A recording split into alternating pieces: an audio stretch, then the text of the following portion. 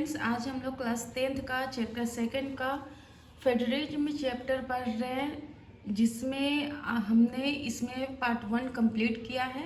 आज हम लोग पार्ट 2 के बारे में जानने वाले हैं। तो इसे जानने से पहले आप मेरे चैनल कॉम्पिटिटिव गुल्लक को लाइक करें, सब्सक्राइब करें, ताकि कोई भी नोटिफिकेशन आप तक सबसे पहले पहुंच सके। तो चलिए स्टार्ट करते हैं। तो यहाँ पे आप देख सकते हैं कि India as a federal country, यानी कि यहाँ पे ये कहा जा रहा है कि भारत जो है, भारत एक फेडरल कंट्री के रूप में कैसे वर्क करती है, इसके बारे में यहाँ पे डिस्कस किया जाएगा।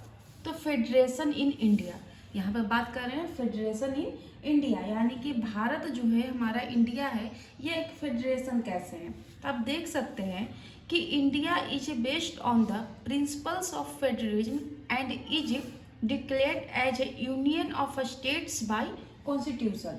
यानी इसमें ये कहा गया कि इंडिया जो है तो वो फेडरलिज्म के प्रिंसिपल्स पे आधारित है, यानी कि फेडरलिज्म कहने का मतलब होता है संघवाद। तो इंडिया संघवाद के यानी कि फेडरलिज्म के प्रिंसिपल्स पे बेस है, ठीक है। और इसे घोषित किया गया है, घोषित करने का मतलब डिक्लेयर किया गया है, ठीक है। किनके द्वारा? तो हमारे कॉन्स्टिट्यूशन, यानी कि कॉन्स्टिट्यूशन के द्वारा जो स्टेट्स है, यानी यूनियन ऑफ स्टेट्स है, उनके द्वारा यह घोषित किया गया है। इसके बाद आप देख सकते हैं कि 3 tyres of government, central, states and local, यानी कि यहाँ पे जो गवर्नमेंट है उनके 3 टायर्स है, यानी कि 3 स्तर हैं। सबसे पहले सेंट्रल है, यानी केंद्र हो गया, उसके बाद स्टेट है, यानी कि राज्य है, और लोकल कहने का मतलब स्थानीय, ठीक है। इसके बाद आप देख सकते हैं कि each tier of government has its own jurisdiction specified in the constitution of our country. यानी इसमें ये कहा गया कि जो गवर्नमेंट है, तो गवर्नमेंट के जितने भी टायर है, यानी कि प्रत्येक जो टायर है, प्रत्येक स्तर है, उनका अपना अपना क्या होता है, अधिकार क्षेत्र होता है, यानी कि जुडिशियल ये स्पेसिफाइड होता है, ठीक है। यानी अपना अपना अधिकार क्षेत्र होता है, और यह सब हमारे कॉन्स्टिट्यूशन में क्या किया गया है, लिखा हुआ है। हमारे देश का जो कॉन्स्टिट्यूशन है उसमें यह सब लिखा हुआ है, ठीक है। इसके बाद है कि powers division in India by constitution, यानी इसमें अब ये बात कहा जा रहा है कि जो हमारा कॉन्स्टिट्यूशन है, तो कॉन्स्टिट्यूशन के द्वारा भारत में जो उनका पावर है, उनका डिवीजन कैसे किया गया। तो यहाँ पे कई तरीके से इनका डिवीजन किया गया है, जैसे कि सबसे पहले यूनियन लिस्ट। यूनियन कहने का मतलब होता है संघ सूची, यहाँ मैं लिख देती हूँ संघ सूची। अब ये संघ सूची क्या होता है? तो संघ सूची कहने का मतलब है कि it includes subject that are solely under the control and legislative authority of the central government, यानी कि इसमें उन सारे सब्जेक्ट को शामिल किए गए हैं जो पूरी तरीके से क्या है, कंट्रोल में है, ठीक है। कंट्रोल में है किनके? लेजिस्लेटिव, ठीक है। और जो सेंट्रल गवर्नमेंट है उनके ये कंट्रोल में रहता है, उससे हम लोग यूनियन लिस्ट कहते हैं। इसके बाद है कि this subjects are national importance and revelation, यानी कि ये जो सब्जेक्ट है यह नेशनल इम्पोर्टेंस मतलब इम्पोर्टेंस है, यानी कि राष्ट्रीय महत्व, और रिवलेंस, रिवलेंस कहने का मतलब प्रासंगिकता, ठीक है। इसका कहने का मतलब ये काफ़ी इम्पॉर्टेंट होती है, ठीक है। तो इन सभी चीज़ को सेंट्रल गवर्नमेंट और लेजिस्लेटिव अथॉरिटी को ही क्या किया जाता है, कंट्रोल करने के लिए दिया जाता है। इसमें कुछ एग्जाम्पल्स भी हैं, जैसे such as a defence, foreign affairs, banking, currency, interstate trade and commerce, taxation, railway and atomic energy among others. यानी आप कह सकते हैं इसमें कई एग्जाम्पल्स हैं, जैसे कि डिफेंस यानी रक्षा हो गया, ठीक है। फॉरेन अफेयर्स यानी कि विदेशी मामले, अभी आप देख सकते हैं कि ईरान, इजराइल, अमेरिका ये सब आपस में क्या कर रहे हैं, लड़ रहे थे, ये सब फॉरेन अफेयर्स है, ठीक है।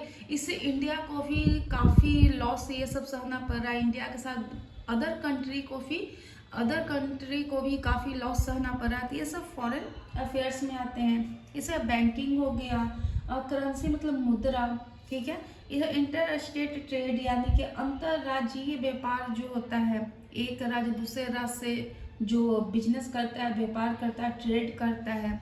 कॉमर्स यानी कि वाणिज्य, टैक्सेशन यानी कि कराधान, रेलवे, ठीक है, एटॉमिक एनर्जी यानी कि परमाणु ऊर्जा, और अमंग अदर्स यानी कि इत्यादि, ये सब इसमें शामिल है। तो यहाँ पे आप देख सकते हैं कि कॉन्स्टिट्यूशन ने कैसे इंडिया के पावर को डिवाइड किया। ये पहला पावर है जिसे यूनियन लिस्ट कहते हैं, ठीक है। में आता है स्टेट लिस्ट। सेकंड में क्या आ जाता है? स्टेट लिस्ट, जिसे राज्य सूची कहते हैं। इसे क्या कहेंगे? राज्य सूची। तो इसमें क्या होता है? इसमें आप देख सकते हैं कि comprise subject on which only the state legislatures have the power to make law. यानी इसमें वे सब्जेक्ट शामिल, वे विषय शामिल होते हैं जो केवल और केवल स्टेट लेजिस्लेचर यानी कि राज्य विधानमंडल को ही मतलब पावर रहता है कानून बनाने के लिए, ठीक है। साथ ही साथ आप देख सकते हैं कि states governments have the power to legislate enact law and implement policy on matters include in the state list. यानी कि जो हमारा स्टेट रहता है तो स्टेट गवर्नमेंट के पास लॉ बनाने का यानी कानून बनाने का, कोई नियम को इम्प्लीमेंट करने का, ठीक है, और कोई भी पॉलिसी ये सब को लागू करने का उनके पास क्या रहता है, मतलब कि पावर रहता है। ये स्टेट लिस्ट में है। इसके बाद आप इसमें एग्जाम्पल देख सकते हैं, such as police, public health, agriculture, local government, public order, land, trade within the state etc। यानी कि जैसे पुलिस हो गया, पब्लिक हेल्थ यानी कि सार्वजनिक स्वास्थ्य, एग्रीकल्चर यानी कि कृषि हो गए, लोकल गवर्नमेंट यानी कि स्थानीय सरकार हो गई, पब्लिक ऑर्डर यानी कि सार्वजनिक व्यवस्था हो गया, लैंड मतलब भूमि, trade within the state यानी कि राज्य के भीतर जो व्यापार होता है। तो ये सब स्टेट का पावर है, ठीक है। तो स्टेट का अलग पावर है, यूनियन का अलग पावर है। तो यहाँ पे दो तरीके का यहाँ पावर डिवाइड देखें। इसके बाद थर्ड में आता है कंकरेंट लिस्ट। थर्ड में क्या रहता है? कंकरेंट लिस्ट, जिसे हम लोग कहते हैं समवर्ती सूची। समवर्ती सूची। अब ये समवर्ती सूची क्या है? तो कंकरेंट लिस्ट में यहाँ स्टेट का भी पावर है और लोकल, ये स्टेट का भी पावर है और सेंट्रल का भी पावर है, ठीक है। यानी यहाँ पे दोनों मिल के काम करते हैं, लेकिन फाइनली अगर देखा जाए तो यहाँ पे सेंट्रल का ही ज़्यादा पावर रहता है, ठीक है। तो चलिए इसे भी समझने का प्रयास करते हैं। तो it comprise subject on which both levels of government, ठीक है, have the authority to enact law. यानी इसमें ये कहा गया कि इसमें वे सब्जेक्ट शामिल होते हैं जिस पे दोनों गवर्नमेंट मिल के काम करती है, यानी कि दोनों गवर्नमेंट जो है मिल के इस पे कानून बनाने का अधिकार उनको रहता है। जैसे कि both the central and regional governments can pass law on matters listed in the concurrent list, ठीक है। However in the case of A conflict between A central law and a regional law on a concrete subject, the central law usually prevails। यानी इसमें ये कहा गया कि जो हमारा सेंट्रल और रीजनल गवर्नमेंट्स है, यानी कि जो क्षेत्रीय गवर्नमेंट्स है, तो ये दोनों मिल के इस पे कानून बनाती हैं।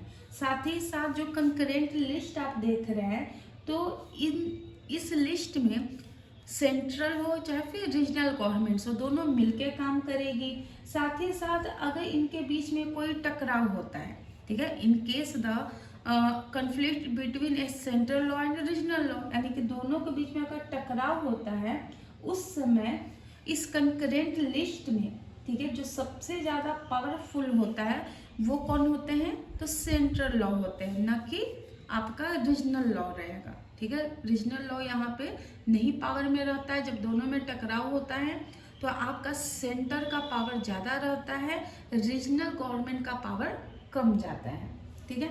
इसके बाद आप देख सकते हैं कि they often include areas like education, forest, trade unions, marriage, adoption, succession, bank, ठीक है, बैंक, ये एंड सोन। यानी कि यहाँ पर आप देख सकते हैं, इसमें आप देख सकते हैं कि इसमें अक्सर जो कंकरेंट लिस्ट में गवर्नमेंट काम करती है तेज एजुकेशन यानी कि शिक्षा पे काम करेगी, फॉरेस्ट पे दोनों भी काम करती है, ट्रेड यूनियन पे काम करती है, ठीक है, मैरिज पे काम करती है, मतलब कि अगर लड़की का एज 21 ईयर्स है तो बालिग को मतलब कि शादी करने का अधिकार होता है। लड़के का 24 होना चाहिए, पहले था कि लड़की का 18 ईयर्स था और लड़के का 20, ठीक है, लेकिन अब उनके करियर को देखते हुए यह एज बढ़ाया गया है। फिर एडॉप्शन हो गया, यानी कि किसी बच्चे को गोद लेना, सक्सेशन यानी कि आप किसको आप अपना एडॉप्शन कर रहे हैं। आपका दिवालियापन अगर निकल गया यानी कि बैंक आपको क्या कर दिया कि आप दिवाले हो गए, मतलब कि आपके पास पैसा चुकाने के लिए भी नहीं 1 रुपया है, तो ये सब के लिए यहाँ पे ये कंकरेंट लिस्ट में सरकार क्या करती है, अच्छे से काम करती है, ठीक है। बात देख सकते हैं कि रेसिडुअरी लिस्ट यानी एक लिस्ट और आती है, ठीक है। तो ये लिस्ट क्या है, तो इसे हम लोग कहते हैं अवशिष्ट लिस्ट, ठीक है, यानी कि अवशिष्ट सूची, यानी इसमें जो भी बच गया वो इसमें डाल दिया जाता है। जैसे कि it consist of powers that are not explicitly assigned to either level of government in the constitution, यानी इसमें ये कहा गया कि इसमें वैसे पावर ऐड है जो स्पष्ट रूप से किसी भी, ठीक है, किसी भी टायर को नहीं सौंपी गई है, तो यहाँ पे यह किस में डाल दिया गया, गवर्नमेंट इन कॉन्स्टिट्यूशन, ठीक है। इसके बाद है कि this powers are retained by the central यानी फेडरल गवर्नमेंट बाय डिफॉल्ट, यानी कि ये जो शक्तियाँ होती हैं तो ये केवल और केवल हमारा जो सेंट्रल गवर्नमेंट है उनके पास होती है, ठीक है। और इसके बाद matters in the residuary list on the include issue related to national importance, inter state commerce, international relation ETC, यानी कि इसमें जो जैसे कि बहुत सारे इसमें मुद्दे रहते हैं, जैसे कि नेशनल इम्पोर्टेंस हो गया, ठीक है, राष्ट्रीय जो मुद्दे हैं उनसे संबंधित इसमें कोई भी केस शामिल हो सकते हैं, नेशनल इम्पोर्टेंस हो गया, या फिर इंटर स्टेट कॉमर्स यानी कि अंतर्राज्यीय वाणिज्य के बारे में बात हो गया, इंटरनेशनल रिलेशन यानी कि अंतर्राष्ट्रीय जो संबंध है, ये सब उस पर बात विचार जो होता है, जो मुद्दे होते हैं वो यहाँ पे डाले जाते हैं और इसे हम लोग कहते हैं अवशिष्ट सूची। अवशिष्ट सूची, अवशिष्ट सूची कहने का मतलब ये है कि जो उन तीनों में ऐड नहीं हुआ वो इसे इसमें ऐड कर देना है। जैसे कि परमाणु बम ये सब हो गया तो सब इसी में आता है, ठीक है। इसके बाद आप देख सकते हैं कि more about India as a federal country, यानी कि इंडिया जो है हमारा फेडरल कंट्री है, इसे हम और अधिक अच्छे तरीके से जानने का प्रयास करते हैं। तो Indian states have unequal power among themselves. Some states are given special powers and thus Indian is holding together federation. यानी इसमें ये कहा गया कि भारतीय राज्यों में, ठीक है, भारतीय राज्यों में आपस में अगर देखिएगा तो शक्ति अनइक्वल है, ठीक है। हमारे जो इंडिया के जितने भी स्टेट हैं यानी 28 जो स्टेट हैं तो उनके पास पावर क्या है, अनइक्वल है, यानी कि सब कुछ इक्वल नहीं है। फिर भी यहाँ पे कुछ हमारे यहाँ ऐसे स्टेट हैं जिनको हम कुछ स्पेशल पावर देते हैं, जिसके कारण वो होल्डेड टुगेदर फेडरेशन यानी कि एक साथ क्या है, जुटे हुए हैं, ठीक है, और ये फेडरेशन का भी काम कर रहा है। इसके बाद देख सकते हैं कि India has union territories that don't have powers equal to the states. Central government play a major role in running union territories, ठीक है, यानी कि भारत में भी ऐसे यूनियन टेरिटरीज है यानी कि केंद्र शासित प्रदेश है जिनके पास स्टेट के बराबर क्या है, पावर नहीं है, ठीक है, स्टेट के बराबर यहाँ पे पावर आप देख सकते हैं नहीं है, ठीक है। फिर भी यहाँ पे जो हमारी गवर्नमेंट है, ठीक है, तो यूनियन टेरिटरीज में भी क्या करती है, अच्छे तरीके से काम करती है हमारी सेंट्रल गवर्नमेंट, ठीक है। इसके बाद आप देख सकते हैं कि judiciary takes decision in a case of any dispute between any forms of government, यानी कि जो हमारे जुडिशरी यानी कि न्यायपालिका है वो किसी भी प्रकार से विवाद की स्थिति में निर्णय लेती है। यानी कि जब गवर्नमेंट सही तरीके से काम नहीं करती, डिस्प्यूट हो जाता है, तो उस समय न्यायपालिका क्या करती है, सही तरीके से निर्णय लेने का काम भी करती है। इसके आगे आप देख सकते हैं कि the basic structure of power sharing is maintained in the constitution. If any change has to be made regarding this, it has to be passed by 2/3 majority in both houses of parliament and more than half of the state legislative. ठीक है, तो यहाँ पे ये कहा गया कि हमारी जो पावर है यानी कि पावर शेयरिंग है, तो यहाँ पे इसका बेसिक स्ट्रक्चर है। ठीक है, हमारे पावर शेयरिंग का यहाँ पे बेसिक स्ट्रक्चर है और इसमें आप कोई भी बदलाव करना हो, अगर आपको बेसिक स्ट्रक्चर में कोई भी आपको चेंज करना हो तो आपको पार्लियामेंट जाना होगा और पार्लियामेंट में 2/3 के मेजॉरिटी से यानी कि 2/3 के बहुमत से आपको अपना ये प्रस्ताव पारित करना होगा। ठीक है, और इसके बाद ही वो नियम बन सकता है। इसके बाद ही क्या होता है, नियम बनता है। जैसे कि मान के चलिए कि एक इलेक्शन में 2 लोग खड़े हैं, तो इसमें 6 लोग हैं। इसमें कितने लोग हैं टोटल, 6 लोग। यहाँ पे 2 लोग खड़े, एक है राम, दूसरे हैं श्याम।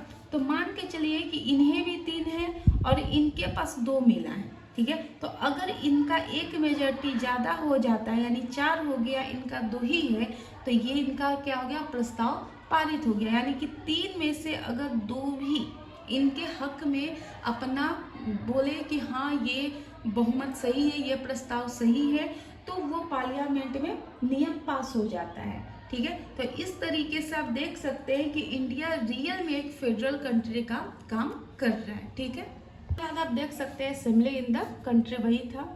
इसके बाद ये आपका VVI यानी कि वेरी वेरी इंपॉर्टेंट है और ये एग्जाम में यहाँ से हर बार सवाल पूछा जाता है। ठीक है, तो आप यहाँ पे ध्यान से पढ़िएगा। Practice of federalism in India, यानी कि इंडिया जो है फेडरलिज्म कंट्री है, इसको हमें एक तरीके से एग्जाम्पल के तौर पे देखेंगे। ठीक है, तो the success of the federalism depends on the nature of the democratic politics. ठीक है, तो यहाँ पे कहा गया कि जो फेडरलिज्म है तो ये कैसे सफल हुआ, तो ये हम कैसे देखेंगे, तो डेमोक्रेटिक पॉलिटिक्स के बेस पे हम यहाँ पे देखते हैं। ठीक है, When India got independence, there was a fear among the leaders that the creation of linguistic states might lead to disintegration of the country, but in the reality, it has furthered the unity of the country and made our administration agile। यानी इसमें ये कहा गया कि जब भारत को, ठीक है, जब इंडिया को स्वतंत्रता मिली यानी कि इंडिपेंडेंस हुआ, तब यहाँ पे जो हमारे लीडर थे उनके बीच में फेयर था यानी कि डर का माहौल था। ठीक है, और डर के माहौल होने का सबसे बड़ा रीजन था कि वहाँ पे जो लैंग्वेज था, ठीक है, तो भाषा जो थे, तो लैंग्वेज के बेस पे यहाँ पे स्टेट का निर्माण हो रहा था। ठीक है, यानी कि लैंग्वेज के बेस पे कई स्टेट आपस में टूट रहे थे, लेकिन रियलिटी अगर देखा जाए तो इससे जो हमारा कंट्री था तो वो यूनिटी भी हो रहा था, यानी कि एकजुट भी हो रहा था, मजबूत हो रहा था, और हमारा जो प्रशासन है, ठीक है, तो वो भी क्या हो रही थी, मजबूत हो रही थी और आसान भी हो रही थी। अब इसको कुछ एग्जाम्पल के तौर पे देखते हैं। तो सबसे पहले आप देखिए एक एग्जाम्पल, लैंग्वेज पॉलिसी यानी कि भाषा नीति क्या थी। तो we don't have any national language but Hindi is identified as our official language.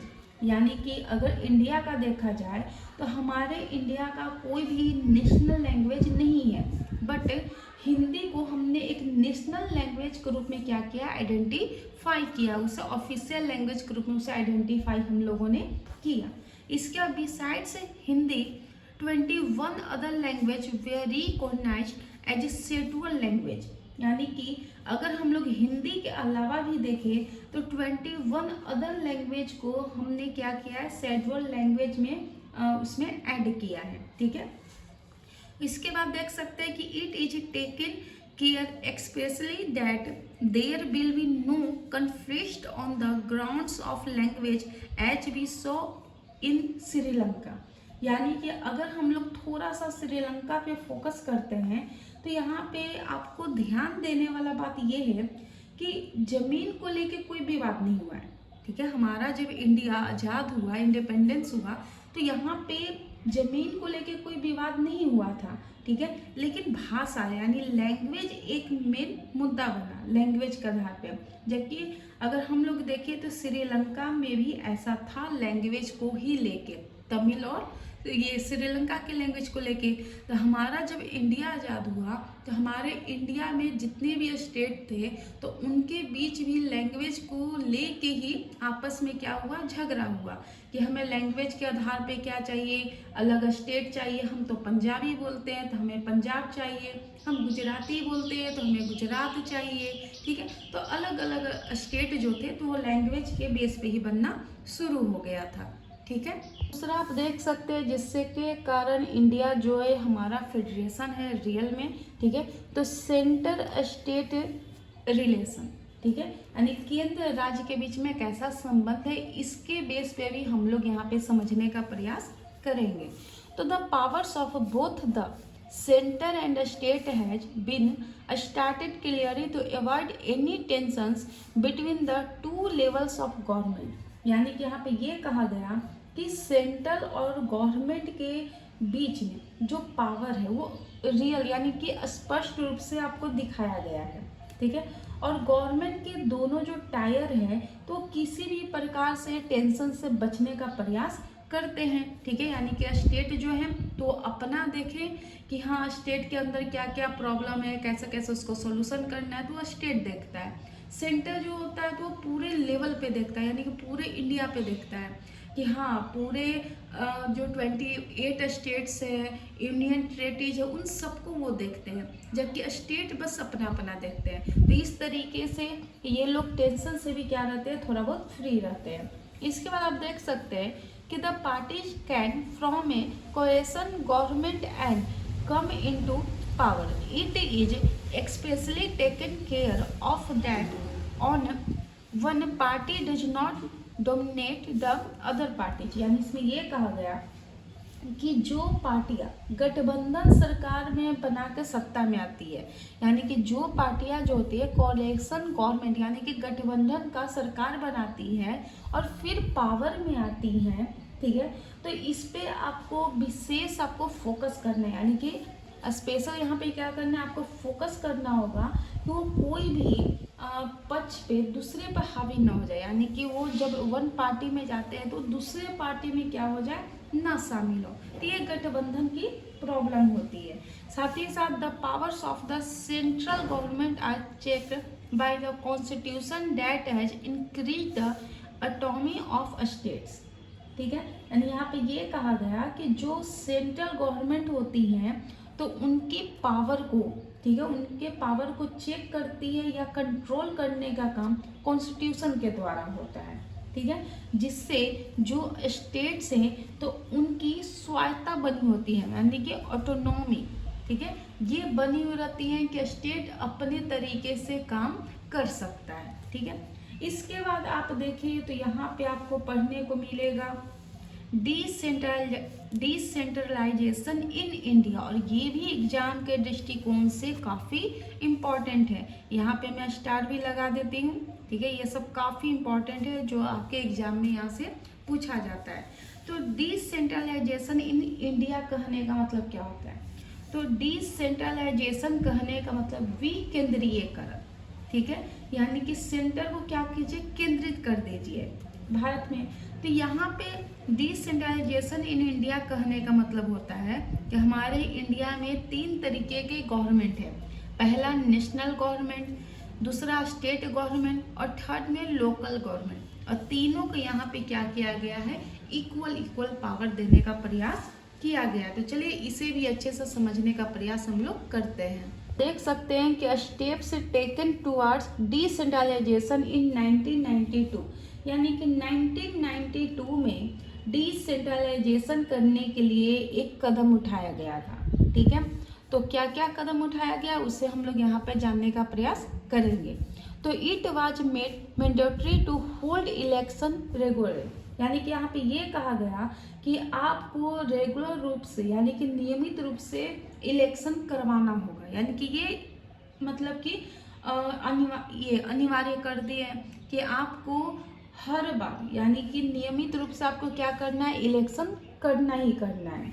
साथ ही साथ it mandate reservation for marginalized groups including schedule caste, scheduled tribes and women, यानी कि यहाँ पे ये भी कहा गया कि जो भी, ठीक है, जो भी आपके अनुसूचित जनजातियां हैं, ठीक है, उन सभी के लिए आपको क्या करना होगा, रिजर्वेशन रखना होगा, यानी कि आरक्षण आपको रखना होगा। जैसे कि शेड्यूल कास्ट हो गए यानी SC ST कास्ट, ठीक है, और महिला, इन सभी के लिए आपको आरक्षण देना अनिवार्य करना होगा। क्योंकि अगर हम लोग स्टार्टिंग से ही देखें तो SC ST कास्ट इन सभी के साथ शुरू से क्या किया गया है, शोषण किया गया है, महिलाओं के साथ शोषण किया गया है। महिला को तो वस्तु के समान समझा जाता था कि उनका काम ही है शादी करो, बच्चा करो, और उनका कोई फीलिंग ही नहीं रहता था। तो इन सभी के लिए हमारी गवर्नमेंट ने क्या किया है, कुछ आरक्षण देने का काम किया है, जिससे ये लोग अपना क्या कर सके, डेवलपमेंट कर सके। इसके बाद है कि state governments now have to share their powers and revenue with local government bodies, यानी कि जो हमारी स्टेट गवर्नमेंट है उन्होंने भी अपनी पावर को, ठीक है, अपनी पावर को, अपनी रेवेन्यू को, ठीक है, लोकल गवर्नमेंट के साथ क्या किया है, शेयर किया है। कि आप भी क्या कीजिए कि जो लोकल एरियाज है वहाँ पे भी इन सभी चीज़ों पे ध्यान दीजिए, और SC कास्ट को, ST कास्ट को, फिर हो गया वुमेन, ये सब को, इन सभी के विकास को आप क्या कीजिए, आगे की ओर बढ़ाने का प्रयास कीजिए। इसके बाद है कि each state should have an independent state election commission to conduct panchayat and municipal elections, यानी कि यहाँ पे ये कहा गया कि जितने भी स्टेट है यानी कि प्रत्येक स्टेट में एक फ्रीडम यानी कि इंडिपेंडेंट क्या होना चाहिए, स्टेट इलेक्शन कमीशन होना चाहिए, ठीक है, जो हर 5 साल पे क्या कराए, पंचायत का और म्यूनिसिपल यानी कि नगर पालिका का वो इलेक्शन करवा सके, ठीक है। इसके बाद हम लोग जानेंगे कि rural and urban local government जो है, तो यहाँ पे कौन हेड होता है, ठीक है, ग्रामीण और शहरी स्थानीय जो हमारी सरकार होती है वहाँ पे मेन हेड कौन होता है। तो अगर हम लोग बात करें बिग सिटी का, तो बड़े शहर में म्यूनिसिपल कॉरपोरेशन होता है, यानी कि बड़े शहर में अगर कहा जाए तो नगर निगम होते हैं, और यहाँ के हेड जो होते हैं, तो यहाँ के हेड को मेयर कहा जाता है। यहाँ के हेड को क्या कहते हैं, मेयर कहते हैं। इसका विलेज का अगर बात करें तो विलेज में ग्राम पंचायत होता है, विलेज में क्या होता है, ग्राम पंचायत होता है, और यहाँ के हेड को हम लोग सरपंच कहते हैं। यहाँ पे टाउन है, ठीक है, तो टाउन को हिंदी में कस्बा कहा जाता है, और यहाँ म्यूनिसिपल्स यानी कि नगर पालिका होते हैं, और यहाँ के हेड को म्यूनिसिपल चेयरपर्सन कहते हैं, यानी कि नगर अध्यक्षता यहाँ पे हम लोग कहेंगे। इसके बाद अगर बात करें तो in village people elect a body, ठीक है, इन विलेज अगर कहा जाए तो in village people elect a body called gram sabha which approves annual budget for gram panchayat and review the performance of gram panchayat, यानी कि अगर यहाँ पे कहा जाए तो जो गांव में लोग होते हैं, ठीक है, तो नियमित रूप से एक ग्राम सभा का क्या करते हैं, चुनाव करते हैं, ग्राम सभा का चुनाव करते हैं, ठीक है, और इसके लिए ग्राम पंचायत के लिए यहाँ पे क्या होता है, एनुअल बजट को रेडी किया जाता है, और उनकी समीक्षा करने के लिए यानी कि उनका परफॉर्मेंस देखने के लिए कौन आता है, ग्राम पंचायत आता है कि विलेज में सही से काम हो रहा है कि नहीं हो रहा है। इसके बाद अगर बात करें तो ग्रुप्स ऑफ ग्राम पंचायत यानी कि ग्राम पंचायत के जो समूह होते हैं उसे पंचायत समिति कहते हैं, ठीक है, जिसे ब्लॉक या मंडल के नाम से जाना जाता है, जो हर स्टेट में होता है, मतलब कि हर डिस्ट्रिक्ट में होता है। इसके बाद ग्रुप्स ऑफ पंचायत समिति फ्रॉम अगर कहा जाए तो यहाँ पे जिला परिषद होता है और इनके हेड को जिला परिषद चेयरपर्सन कहा जाता है, यानी कि जिला परिषद अध्यक्ष यहाँ पे कहा जाता है। इसे हम लोग एक डायग्राम के माध्यम से भी समझने का प्रयास करते हैं। देख सकते हैं कि सबसे पहले यानी कि फर्स्ट टायर में जो होते हैं, ठीक है, या पहला स्टेप अगर कहें तो ग्राम पंचायत होता है जिसे विलेज लेवल कहते हैं, ये पहला हो गया। पंचायत समिति होते हैं जिसे ब्लॉक लेवल कहते हैं, ये सेकंड हो गए। और जिला परिषद यानी कि डिस्ट्रिक्ट लेवल होते हैं, ये थर्ड लेवल हो गए। और इस तरीके से हमारा फेडरलिज्म क्या होता है, काम करता है। ठीक है, तो यहाँ से ये चैप्टर हो गया कंप्लीट। और अगले सेशन में हम लोग पढ़ने वाले हैं कि जेंडर यानी कि सिविक्स का थर्ड चैप्टर के बारे में हम लोग जानेंगे, जिसमें जेंडर, कास्ट, ये सब के बारे में हम लोग जानने का प्रयास करेंगे। तो कोई भी डाउट अगर आपको हो, कोई भी क्वेश्चन हो, तो आप ज़्यादा से ज़्यादा क्या करें, कमेंट करें, पूछें। ठीक है।